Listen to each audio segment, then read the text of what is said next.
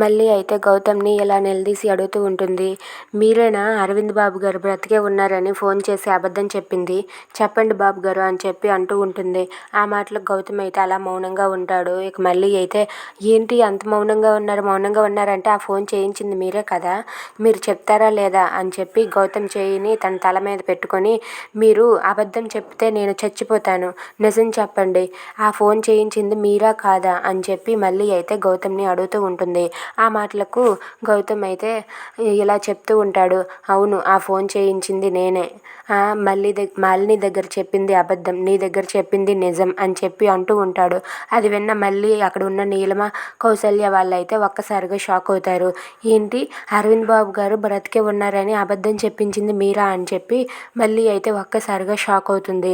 ఇక మళ్ళీ అయితే ఎలా అంటూ ఉంటుంది. ఎందుకు అలా చేయించారు, అలా చేయించడం వెనక ఉన్న కారణాలు ఏంటి చెప్పండి, చెప్తారా లేదా అని చెప్పి గౌతమ్ని పట్టుకొని గట్టిగా అడుగుతూ ఉంటుంది. అయినా సరే గౌతమ్ అయితే మౌనంగా ఉండిపోతాడు. If you like this video please like, share and subscribe. Thanks for watching.